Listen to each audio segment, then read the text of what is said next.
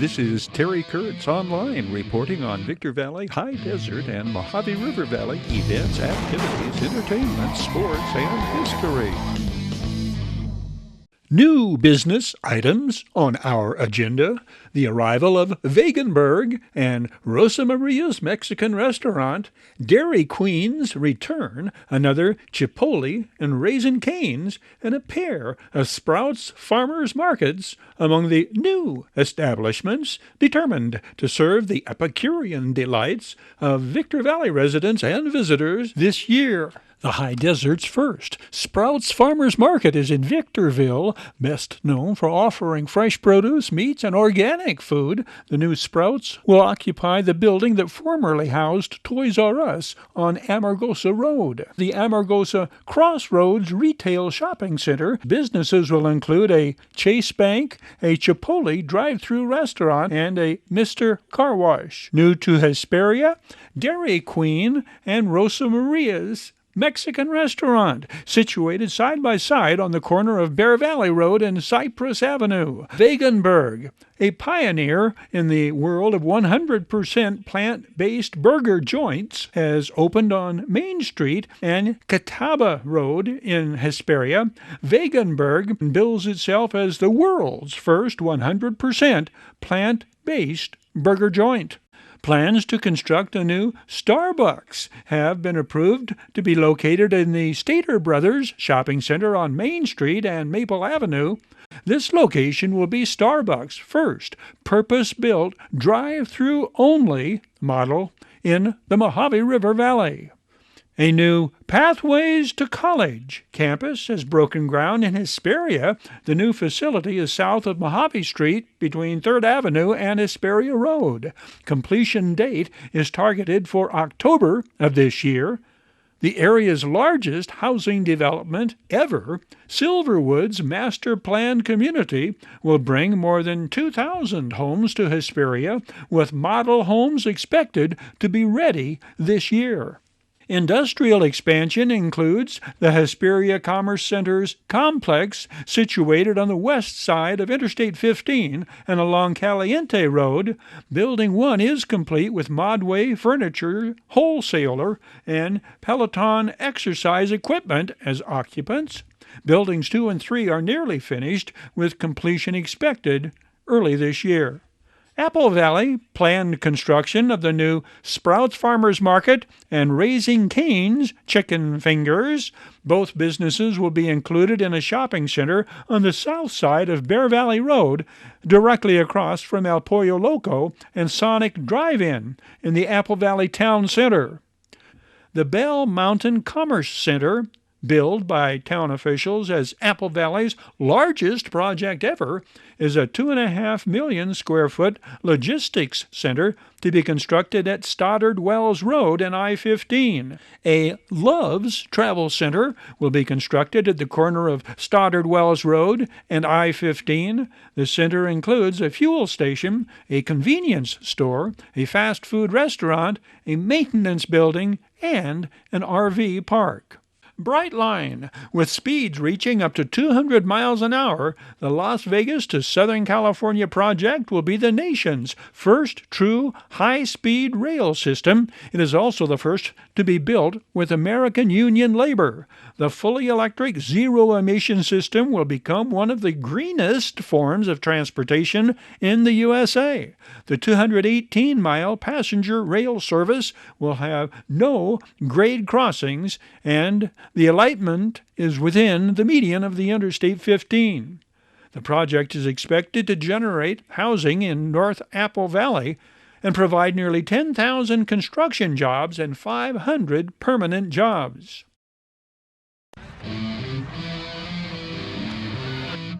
Terry Kurtz Online was brought to you by Down Home Grill in Victorville on the corner of Bear Valley Road and Ridgecrest Road. Bid fast and last. World-class auctioneers. Zvalu Quality Truck Body. Family-owned and operated since 1954. The Bradco Companies, our area's longest-standing full-service commercial brokerage firm. Iwanzak Law Firm. Trial lawyers for serious problems. We Got 'em Tees. Your headquarters for custom screen printing and mastercraft embroidery design. Silverwood. The developers of the Silverwood Master Planned Community support the events, youth activities, and programs of our high desert Mojave River Valley communities.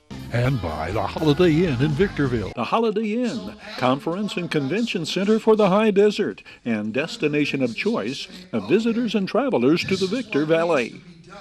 Terry Kurtz here, throwing out an invitation for you to catch up with High Desert Sports Activity, your High Desert Sports Report, showing 3 times every day on Victor Valley TV, 7 and 11 every morning, 4 every afternoon. We hope you'll join us right here on Victor Valley TV. A SWAT team in action. In reality, stuntmen in a scene from the cable network Extreme series. Sightings takes us behind the scenes involving stunts. This action in a warehouse on 395 in Adelanto. Many of these stuntmen are members of the longest-standing gunfighting reenactment group in the Victor Valley, James Fuente's Santa Fe Drifters. They've been trained and drilled by Gary Robert, a 27-year veteran of the Hollywood stunt work scene since his days with Chips. Robert, a Navy SEAL, is one of the few certified firearms trainers available to Hollywood. His work reflects his drive as a perfectionist. These actions are realistic, the SWAT members' disciplined moves and precise procedures. That's not what's wanted on the next set. Robert took on the nearly impossible task of drilling the cast of Backstreets of Heaven. Divine Gordon Asa is directing and producing this independent film, all shot around and in Barstow. Firearms training, triple-digit temperatures, minimum time. Why accept the mission? In large part because it will enable Robert to work with his 18-year-old son, Jake, performing his first serious stunts and falls. Jake's baptism under fire became literal, not figurative, as he joined other members of the cast at the firearms range. All characters in possession of a firearm during the film are trained whether they actually discharge a weapon in the movie or not. The mercury climbed to 112 degrees the July afternoon the training took place. We're steeping in the heat of the Mojave at this shoot for the movie Backstreets of Heaven. For some, first time firing a weapon. Chris Collard chomping on jerky. The shotgun slug. I mean, I don't know if you can see that. I've got some definite coloration going on there right now. But yeah, I know I was a bit nervous starting out with a handgun. My heart was beating really fast, but you know, once you have the shotgun in your hand, you feel like you have a lot more control over that thing. Pretty cool. Training deadly serious. This is all live ammunition. New York's Jacqueline Herod, the lone female assassin this day. Sole is the command to lower and cover your weapon, finger always off the trigger. Well, I learned how to sole and keep it protected when I'm not using it. And as you can see, I killed a guy in my first shot, which is exciting. I'm a natural born killer. Equally natural, Divine Gordon Asa, director, producer, actor, gunman. Very excited, man. That was very good. I mean, that's the first time I actually ever fight a live round, you know, so that made me feel like, you know, it's like you really hear a lot, and I realized that it's not too hard. I mean, it's not too hard just to pull the trigger and cause some chaos. Unlike blanks, live rounds reveal accuracy. It also brought to me the realization that what we're doing here is really very serious. Any stunt is really very serious work, especially falls. Falls, in fact, are the cause of more critical injuries among stuntmen than any other category of gags or stunts. There will be some incredible stunts in Backstreets of Heaven. Be watching for upcoming sightings as we follow production of this local motion picture.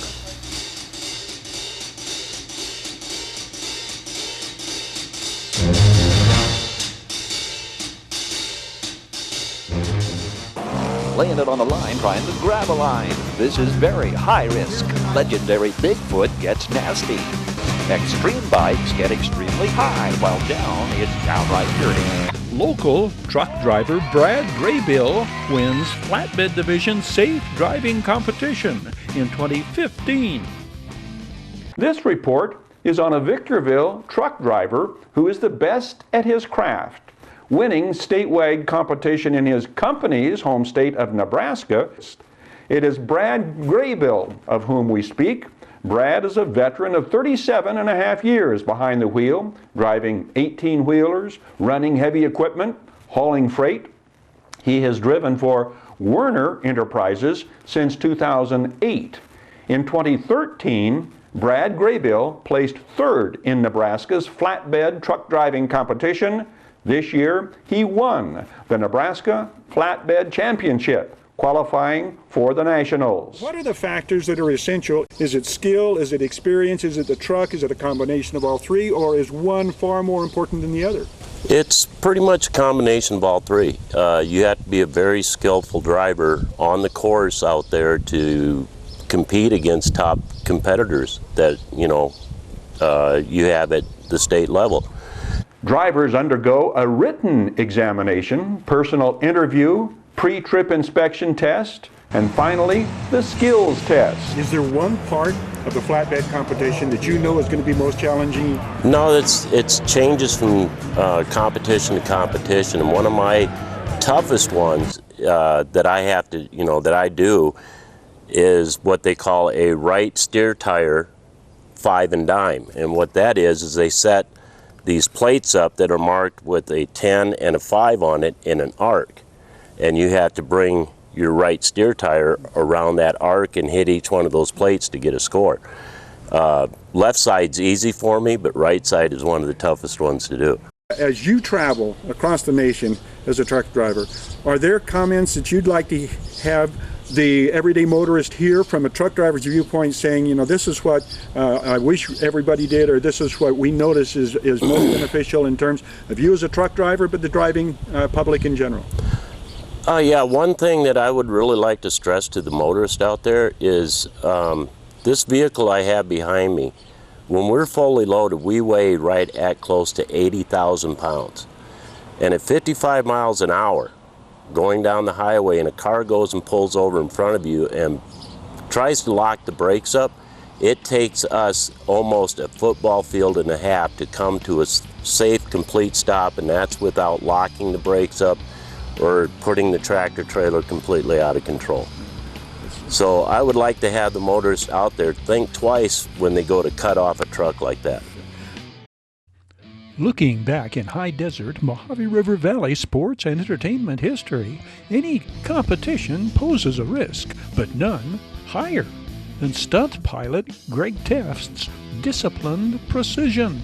My performance is themed disciplined precision. Discipline from over 20 years as an Air Force fighter pilot, and then precision gained from competitive aerobatics. And so I try to kind of meld together the competitive aerobatics side, so very precise lines and angles, point rolls, those types of things, along with the discipline gained from a military aviation career, and then add in some of the air show stuff, some of the things that are a little bit different, Lumshavak, tumble in the airplane, a double hammerhead, and try to do some of the things that are the forte of the pits of a biplane. The biplane has some attributes that make it better to do certain maneuvers than, for example, some of the monoplanes. So that's kind of what I'll shoot for today, to, and most importantly, entertain the crowd and do something that's safe and have fun. This little appendage here is a sighting device, and we use this to try to fly very accurate lines and angles. So, for example, if I want to fly perfectly vertical straight line, I pull up and I superimpose the horizon on this line here, and now I'm perfectly vertical. If I want to fly a perfect 45-degree climb, I can set the horizon on this line. And if I want to fly a perfect 45-degree inverted line, I can use this line. So it's a way to help us fly very accurate angles.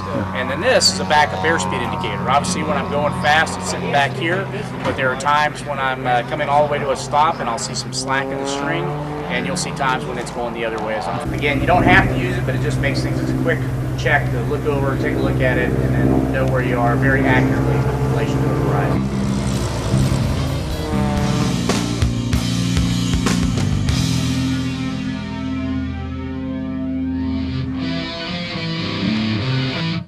Terry Kurtz Online was brought to you by Down Home Grill in Victorville. Down Home Grill Kids $3 menu includes grass-fed cheeseburger, organic chicken tenders, grilled cheese with fries and berries, or salad and drink. Call 760-241-4663 for delivery. Drive-through, curbside, or pickup. Down Home Grill, corner of Bear Valley Road and Ridgecrest Road in Victorville. Bid fast and last. World-class auctioneers. Bid fast and last. Liquidation of government entities, vehicles, firearms, estates, antiques, fine jewelry, coins, and more. Bid online at bidfastandlast.com. Ready to kick tires, start fires, kick ass, take names, and rock and roll. Valu Quality Truck Bodies. Family owned and operated locally since 1954. Valu manufactures state-of-the-art truck bodies for the construction industry nationwide. Valu Quality Truck Bodies, proudly showcasing teams, athletes, and youth-oriented activities. The Bradco Companies. Joseph W. Brady's Bradco Companies. The high desert Mojave River Valley's longest-standing commercial brokerage firm. Bradco, leading efforts to improve the quality of life and standard of living for all residents throughout our high desert region. Serious legal problems? Don't go alone. The other guys have attorneys just waiting to blow you away. Contact Iwanzak. Accidental death? Injured on the job? Contact Iwanzak. Business litigation? Vehicle accident? Unlawful detainer? Criminal litigation? Get the proper defense by going on the attack. Iwanzak Law Firm. Trial lawyers for serious problems. Silverwood presents this online report. The developers of the Silverwood Master Planned Community support the events, youth activities, and programs of our high desert Mojave River Valley communities. We Got 'em Tees, your headquarters for custom screen printing and mastercraft embroidery designs. We Got 'em, official CIF-sanctioned Chanel patches for varsity jackets. We Got 'em Tees since 1984. 2 locations, Apple Valley and Upland. Oh yeah, We Got 'em Tees. And by the Holiday Inn in Victorville. The Holiday Inn, conference and convention center for the high desert and destination of choice of visitors and travelers to the Victor Valley. The Graham family has been cattle ranchers for more than 5 generations. The Graham family's mission is to provide individuals with the power to promote positive social change in the way beef is raised. Everything that we deal or see today is important in that circle of life, whether it's a weed or whether it's a luscious plant.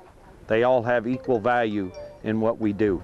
Equally important as vegetation, the water. The headwaters to the Mojave River flow through this ranch, and the water leaves in pristine condition. For the chloroforms and everything in it, they call it pristine water. When you think of a waterway leaving a ranch, you would expect to see some discoloration. You would expect to see something here other than just absolutely crystal clear, beautiful water leaving a ranch. But if you do it right, that's what you get. And that's what I talk about, that it is so important that we do what we do for the water.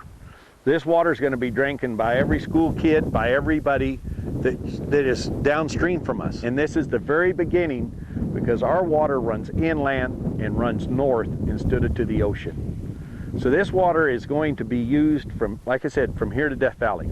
The Grahams keep true to the roots of the land, never using herbicides or fertilizers or machinery. Everything is done on horseback or on foot.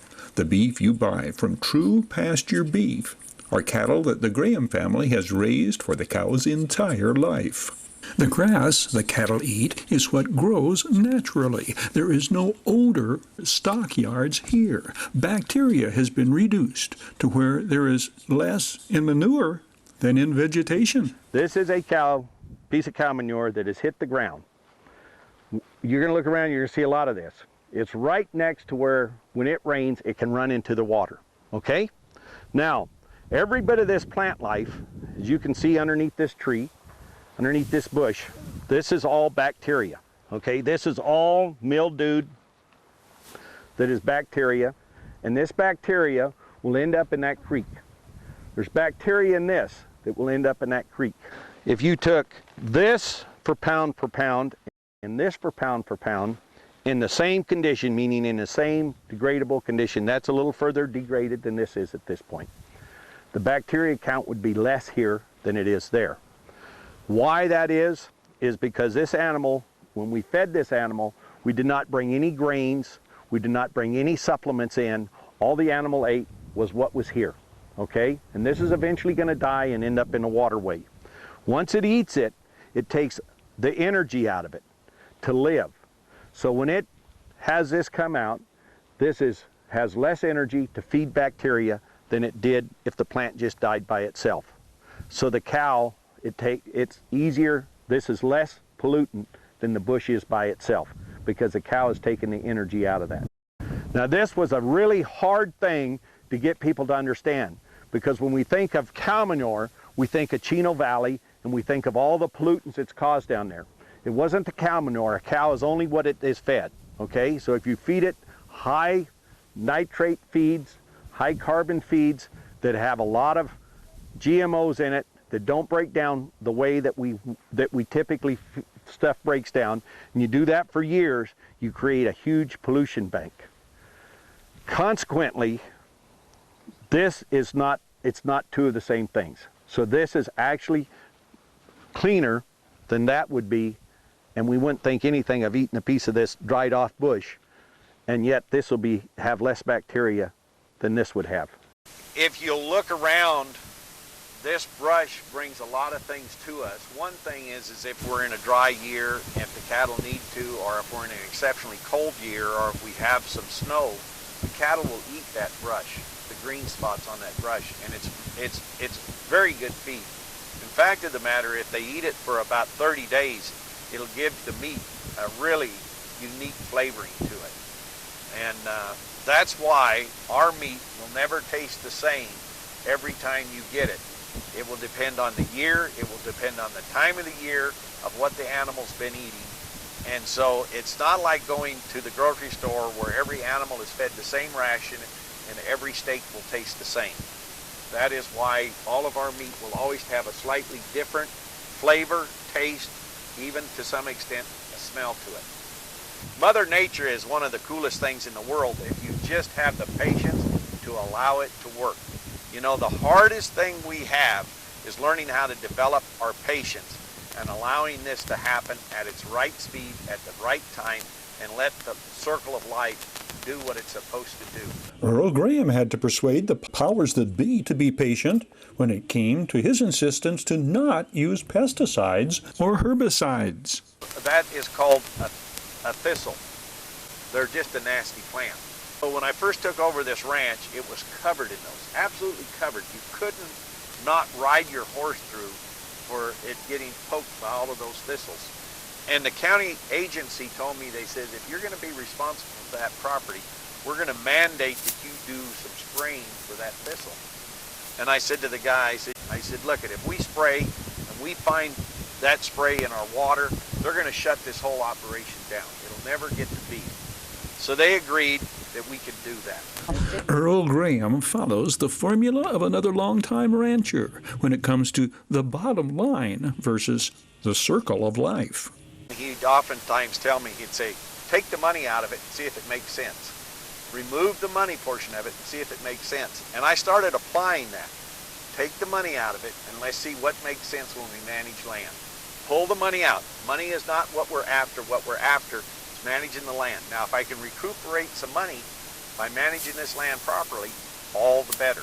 The first job is learn how to manage the land. Earl and Rhonda Graham ride herd over their homegrown, free-range, grass-fed, and grass-finished beef on horseback.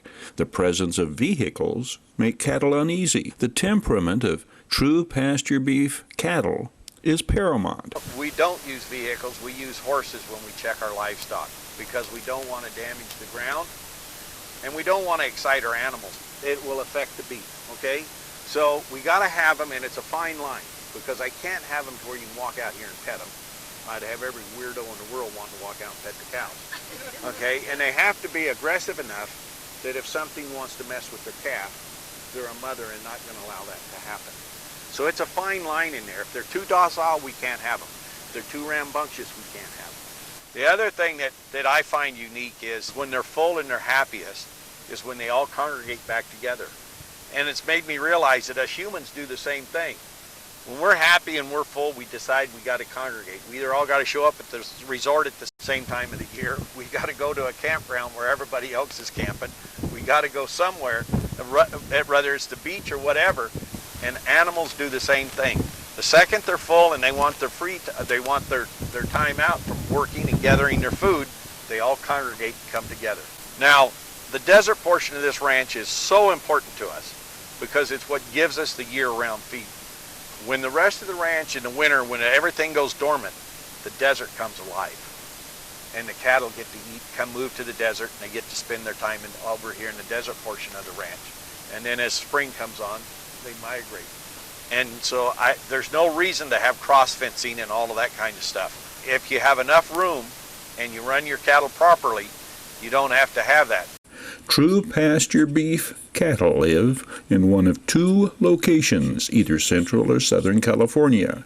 The ranches total over 5,000 acres. The Graham family's mission is to provide individuals with the power to promote positive social change in the way beef is raised, giving you the opportunity to buy environmentally sustainable and locally raised beef.